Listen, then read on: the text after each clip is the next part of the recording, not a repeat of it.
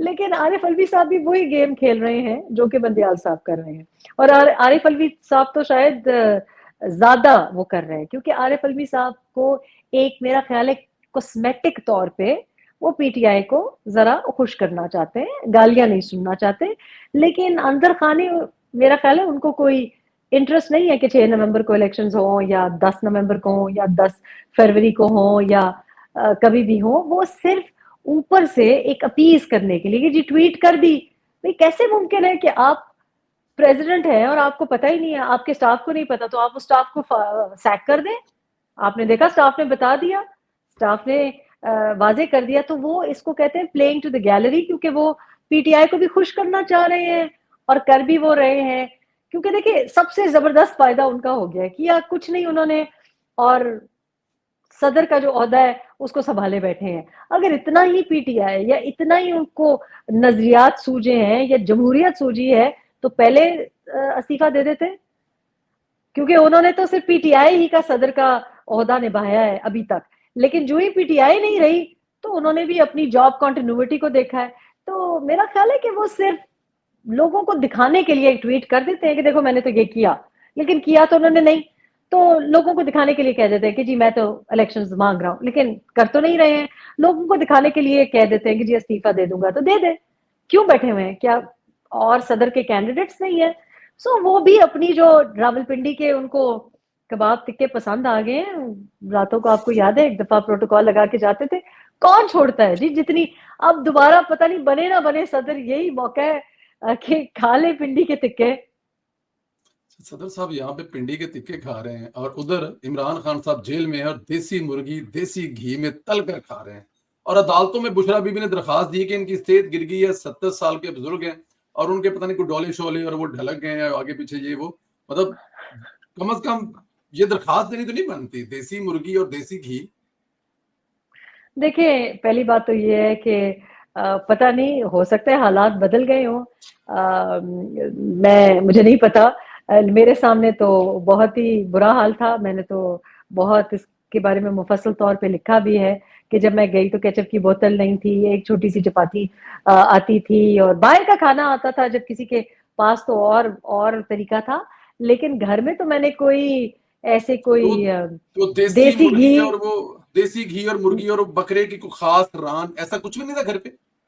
گھر پہ تو نہیں تھا. میرے آنے کے بعد میں نے تھوڑا سا امپروو کیا, کھانا امپروو کیا, لیکن وہ میرے ہی جیب پہ بوجھ تھا, یا خیر میں نے تو اچھی طرح سے اٹھایا. لیکن میرا خیال ہے اس سوال کا جواب آپ کو اون چودھری صاحب اچھا دیں گے, کیونکہ مجھے ایک بات یاد آ رہی ہے کہ جب میں نئی وہاں اس گھر میں گئی تو اون چودھری صاحب مجھے بتا رہے تھے ایک دن کہ پہلی بار یہ اچھا پکا ہوا کھانا نظر آتا ہے اور گھر کی گروسریز ہوتی ہوئی دکھائی دیتی ہیں, کیونکہ اس سے پہلے تو جب یہ ہسپتال بھی تھے اور بیمار بھی تھے تو کوئی پوچھتا نہیں تھا. تو پتہ نہیں کہ ہو سکتا ہے, میں نہیں کہہ سکتی, اب ہو سکتا ہے کہ ان کی اہلیہ نے کچھ حالات امپروو کیے ہوں, لیکن گھر میں تو اتنا کوئی دیسی گھی اور مرغیوں کی وہ نہیں تھی آن اے ڈیلی بیسس. ہاں اگر کہیں سے آ جاتا جہانگیر خان ترین صاحب کے گھر سے, مجھے یاد ہے کہ آٹا بڑا اچھا آتا تھا اور ادھر ادھر سے دیسی مرغیاں بھی آ جاتی تھی, بکرے بھی آ جاتے تھے.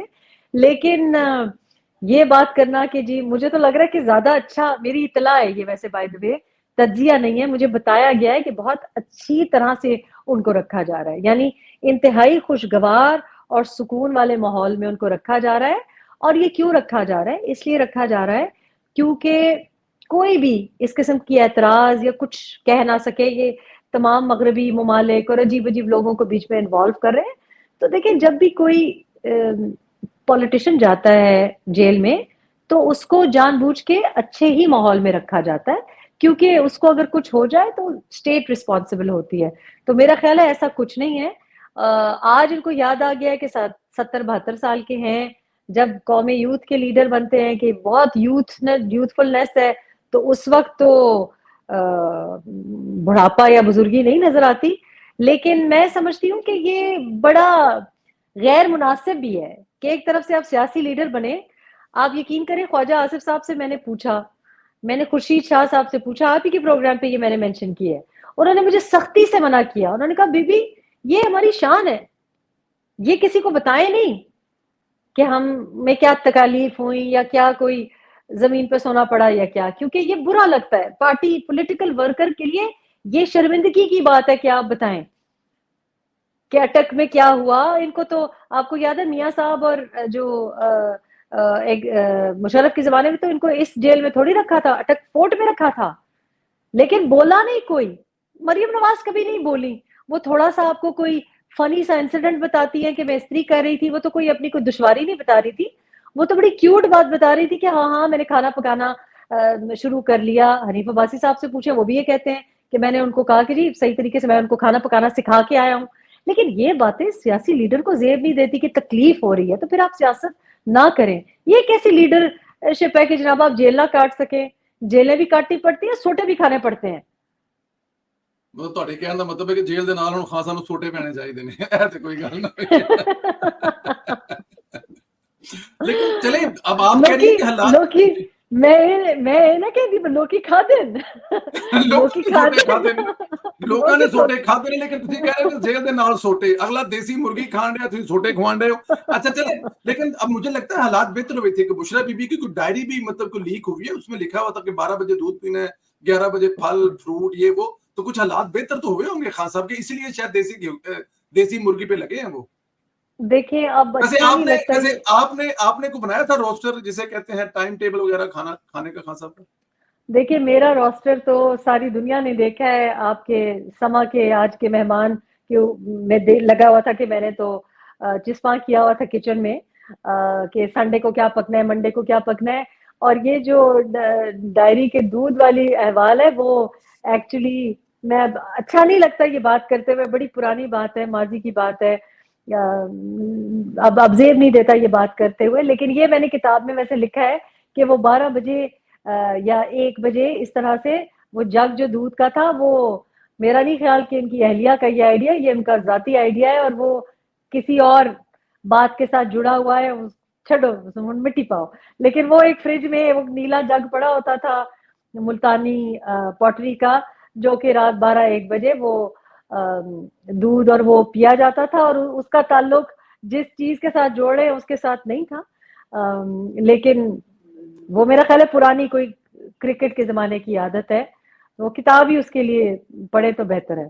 لیکن میرا خیال ہے کہ یہ بیگم صاحبہ کی یہ تو بلکہ اچھی بات ہے کہ کوئی ان کو کھانا یاد دلا رہا ہے, لیکن یہ عادتیں پرانی ہیں. اس عمر میں کوئی اہلیہ بھی آ جائے نا تو نئی عادتیں نہ سکھا سکتی ہے نہ سدھار سکتی ہے. آپ کو پتہ ہے 30 سال کے بعد مرد 30 سال کا ہو جائے تو اس کے بعد اس کو کوئی سدھار نہیں سکتا. مرزا صاحب میرا خیال کار نہیں ہے گیا آج. ادھا گھنٹہ تھانوں دے کے گئے نے, کہہ کے گئے کہ 10 بجے تک آپ فارغ ہو جائیں, اور وہ آپ کو پہلے انہوں نے میسج کہہ دیا. میں نے ان کا میسج بھی کنوے کر دیا. انہوں نے کہا یہ تو تمہارے بھائی کا انٹرویو ہے, آج تو تم اگر 9:30 بجے شروع کر رہے ہیں تو یعنی کہ وہ میں آپ کو یہی اشارتاً بتا رہی تھی کہ 30 سال سے جب کوئی مرد کراس کر لے تو پھر اس کی عادتیں کوئی سدھار نہیں سکتا, جیسا ہوتا ہے ویسے ہی. اور جس کی بہت بری عادتیں ہوں یا بہت پکی عادتیں ہوں تو 60 سال کے بعد تو آپ سوچ ہی سکتے ہیں. تو آئی ڈونٹ تھنک کہ کوئی اہلیہ ہو یا کوئی ماں ہو یا بہن ہو یا دوست ہو, کوئی بھی سدھار نہیں سکتا, کوئی بھی نہیں سدھار سکتا. اچھا ذرا یہ بڑا اہم ہے کیونکہ کہتے ہیں نا کہ کبھی کسی کی بددعا یا بھی لگ جاتی ہے. بشرا بی بی عدالتوں کے چکر کھا رہی ہیں, بنیادی کیسز میں ان کا کردار ثابت ہو رہا ہے. ان کے بچے فرح گوگی کے ساتھ مل کر کرپشن میں پائے گئے ہیں, دبئی فرار کرا دی گئے. مکافات عمل ہے, کہیں آپ کی ہاتھ تو نہیں لگی ان کو؟ دیکھیے میں آپ یقین کریں کہ میں سمجھتی ہوں کہ کسی کو بد دعا نہیں دینی چاہیے. میں سمجھتی ہوں کہ جو اللہ کا انصاف ہے نا وہ آپ کے سامنے آ جاتا ہے.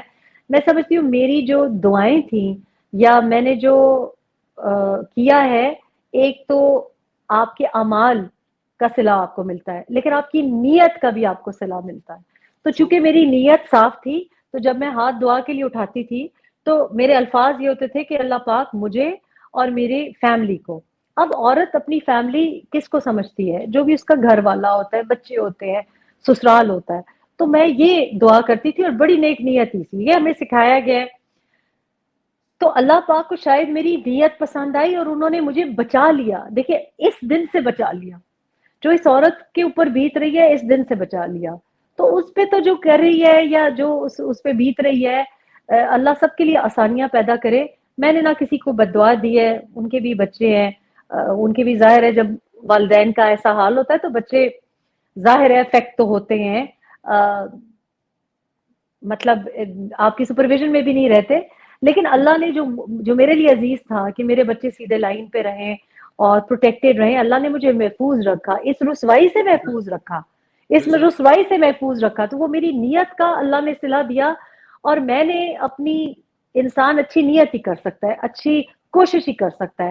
دانستہ طور پہ میں نے نہ کبھی کسی کا دل دکھایا ہے, نہ کسی کا حق مارا ہے, نہ کسی کا گھر اجاڑا ہے, نہ کسی کے معصوم بچوں کی کردارکشی کی ہے, کیونکہ بچے معصوم ہوتے ہیں. تو جو میرے ساتھ کیا, جس نے کیا, اللہ پاک ان سے حساب لے رہا ہے. لیکن میں نے نہیں کبھی ایسا کیا کہ کسی کی بچوں کی ماں کے اوپر کچھ گزرے یا کسی کے بچوں کے ساتھ کوئی برا ہو. اس لیے کیونکہ میں سمجھتی ہوں انصاف کرنے والا ذات اللہ کی ہے, ہم نہیں ہیں. کیا پتا میں ہی گنہگار ہوں, کیا پتا میں ہی غلط ہوں.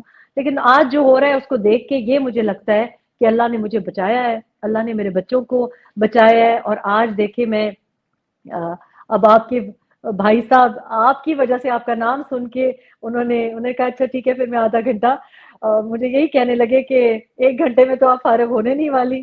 تو آپ نے پھر کہا, میں نے ان کو میسج بھیج دیا کہ آپ تو نئے ہسبینڈ آئے ہیں, وہ پرانے بھائی ہیں. تو انہوں نے کہا, لیکن انہوں نے یہ بھی کہا کہ ان سے کہہ دے کہ انٹرنیٹ تو میرے ہاتھ میں ہے, بجلی کسی تو کی میرے موٹر ہاتھ تار میں. کھینچی جا سکتی ہے.